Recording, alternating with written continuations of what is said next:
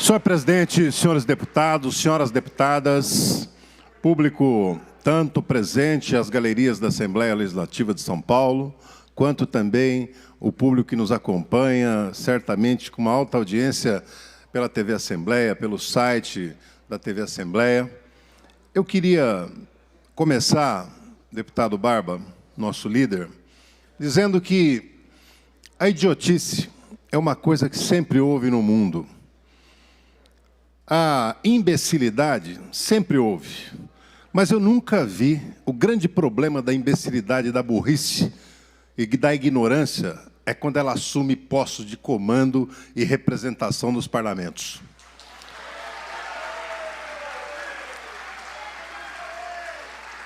Você sabe, eu gostaria, deputada Bebel, de dizer que eu sempre desconfio de autoridades que falam grosso com pessoas mais fracas e falam fininho com quem tem poder.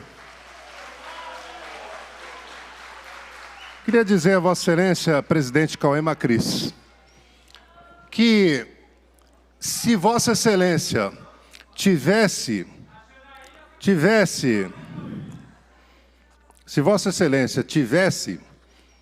desse a mesmo tipo de ordem para a Polícia Militar, para silenciar os manifestantes, se desse para proteger essa casa, não teria tido assalto no banco da Assembleia.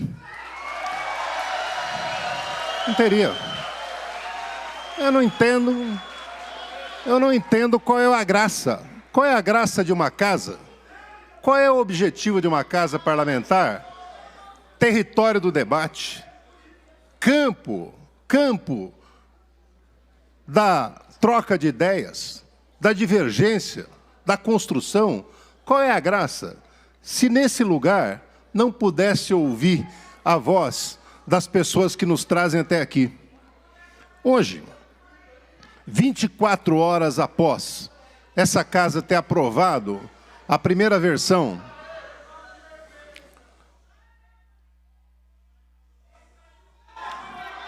a primeira vez.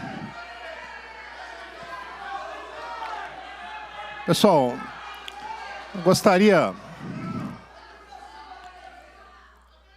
24 horas depois da Assembleia ter aprovado em primeira discussão, em primeiro turno, a votação da reforma da Previdência do governador Dória, é hora da reflexão. Por que o legislador criou, deputada Érica, o primeiro e o segundo turno de votação em alguns projetos de lei, principalmente na reforma, nas votações de emenda constitucional? Criou exatamente para que entre um e outro você possa raciocinar sobre o que está sendo feito, você possa pensar um pouco, você possa se aconselhar com quem você acha que deve se aconselhar. E é o que eu espero que os deputados tenham feito, as deputadas, nas últimas 24 horas. Tenham ouvido, não o comando das polícias militares, mas tenham ouvido os policiais que trabalham nos municípios, nos 645 municípios do Estado. Eu espero que tenham ouvido não apenas os apelos do governador do Estado e do secretário da Educação, mas tenham ouvido centenas de milhares de professores da ativa e inativos também desse Estado. Que tenham ouvido as pessoas que trabalham nos hospitais públicos de São Paulo há tanto tempo. Porque se ouviram, eles vão se dar conta do tamanho da injustiça que se desenha nessa casa. Aqui, entre tanta bobagem que se falou que nós temos um ministro da Educação que é isso e aquilo. Primeiro, para esse ministro se fazer minimamente respeitar, o dia que ele aprender a falar, a escrever a palavra interessante com 2 S e não com C cedilha, nós vamos começar a dar valor para alguma coisa que tem. Mas essa história de autoridade, falar grosso, com gente que tem pouco poder, com gente mais fraca, e se afinar na frente de poderosos, essa história está fazendo escola no Brasil. É um presidente que bate continência para a bandeira americana. Um presidente que fica de frente da TV aplaudindo quase de joelhos o discurso do brutamontes Donald Trump. Mas quando chega na hora de agredir jornalistas, de praticar agressão sexual vergonhosa contra jornalista, quando chega na hora de agredir funcionário público, o seu ministro dizendo que funcionário público é parasita, quando chega na hora de tirar direitos, ele se enche de coragem. A mesma coisa é o governador de São Paulo, João Dória. Aqui, às vezes, eu vejo, deputada Beth Saão, uma briga, parece que é um arremedo de briga entre PSDB e o partido do Bolsonaro. O Dória apoiou o Bolsonaro, depois fez de conta que não apoia, depois faz de conta que não quer nada. Eu vou falar uma coisa, se o Dória quer se diferenciar do Bolsonaro, a primeira coisa que ele deveria fazer é parar de agir como o Bolsonaro. A cabeça dele, quando ele estimula a violência da polícia, a cabeça dele é a cabeça do Bolsonaro. Quando ele envia essa reforma da Previdência para tirar direitos, é a cabeça do Bolsonaro. Portanto, Dória, você e Bolsonaro são exatamente a mesma coisa. São banana do mesmo cacho. Não tem diferença alguma entre vocês. A única diferença de vocês é querer. Ô líder, ontem você trouxe água para mim, você podia providenciar de novo. O Carlão também trouxe ontem. Mas olha, a única coisa que pode diferenciar é ele tentar ser diferente no que faz. Mas eu pergunto, qual é a ideia de Dória para o tamanho do Estado? Quando se fala de reforma da Previdência, está se falando exatamente disso. É a mesma filosofia, que o Estado tem que ser mínimo, que o Estado tem que ser enxuto, que o Estado não pode ficar dando abrigo para uma série de serviços que não é tarefa dela, que tem que privatizar. Nobre deputada Leci Brandão, todas as vezes que um cidadão, uma cidadã, ouve falar de Estado enxuto, não, enxuto está certo, mas em Estado tem que sair, que tem que privatizar, você sabe o que você tem que ler nas entrelinhas?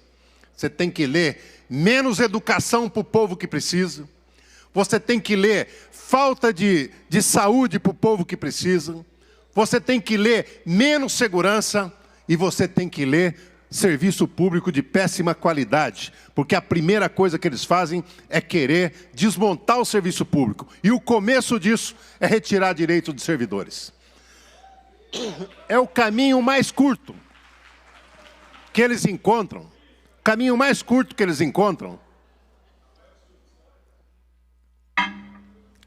para fazer valer o interesse do mercado.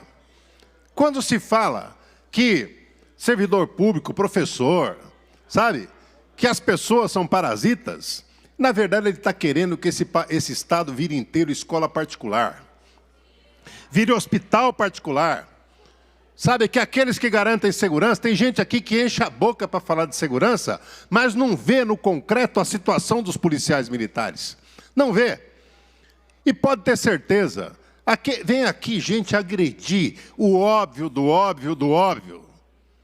Gente que vem falar do que aconteceu na escola Emílio de Barros ontem, ao lado da minha cidade de Osasco. Aquilo é o maior escândalo, sabe, uma violência inominada. As pessoas deveriam ter vergonha de defender aquilo. Deveriam ter vergonha. Não importa quem é o menino. A primeira coisa que os fascistas fazem é deformar a biografia das pessoas. É querer criminalizar quem não tem crime algum. É querer... Você sabe o que aquele menino estava fazendo ali? Por que começou? Começou porque ele estava querendo estudar e a direção negou vaga para ele. Se ela quisesse alguma coisa, não tivesse, ela procurasse outra vaga.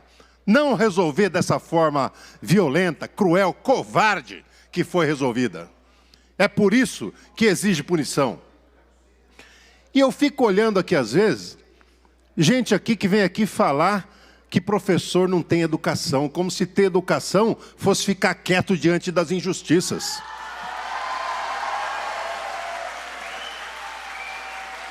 Olha, a educação não é só o que você sabe escrever, o que você sabe fazer de conta, ou o que você sabe de lições de história, de ciência, de geografia.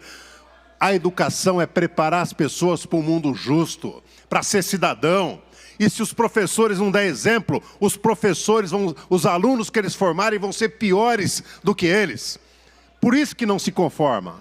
Nós não somos um país de baixar a cabeça. E os professores têm dado um exemplo de luta e resistência sob o comando da nossa querida deputada Bebel. Tem dado um exemplo de resistência. Eu fico olhando às vezes aqui, Beth, alguém vinha aqui falar o seguinte: ah, mas ele tinha antecedentes criminais, ele tinha passagem pela delegacia. É por isso que ele tem que morrer e apodrecer na cadeia. Eu pergunto o seguinte: se essa lição apregoada aqui servir para todo mundo, o presidente da República que ele apoia não chegaria nem nos pés da rampa do Palácio do Planalto. Não chegaria. Porque foi expulso do Exército Brasileiro, por organizar atentados dentro do Exército Brasileiro, porque é misturado com a milícia criminosa e assassina do Rio de Janeiro, porque protege testemunhas, porque ameaça testemunhas e protege os seus bandidos. É por isso. É por isso. E ainda encontra guarida em parte do Poder Judiciário. Por isso que eu hoje acho que é hora da gente fazer a reflexão. Aproveitar primeiro e entender por que tem primeiro e segundo turno de votação. Tem que se pensar se é justo alguém que entrou na carreira de professor, ou na carreira de médico, ou de enfermeiro, ou de auxiliar de enfermagem, ou da polícia militar, civil, bombeiro, sabe? Se alguém que entrou nessa carreira com uma expectativa de direito claro, eu fico perguntando se é justo que no meio do caminho a regra seja mudada e não seja garantido sequer regra de transição para as pessoas que vão mudar. O que há de justiça nisso? O que eu quero apelar para os 57 deputados e deputadas que votaram ontem, eu quero apelar para o senso de justiça, deputada Janaína, no sentido de que nós não vale a pena para ninguém, para deputado nenhum, por maior que seja a vantagem que vai receber, por maior que seja a quantidade de emendas que vai levar para a sua cidade pensando em ter votos, não vale a pena ter qualquer vantagem para cometer tamanha injustiça. Não vale a pena. E é para essa reflexão que eu quero convidar os deputados e as deputadas. Sabe, o que nós estamos fazendo aqui não pode e não deve ser um ato de agrado ao João Agripino Maia. O que nós estamos fazendo... Maia não, Dória. Mas é a mesma coisa. O que deve fazer aqui... Para concluir, deputado Emídio. Concluindo, deputado, presidente.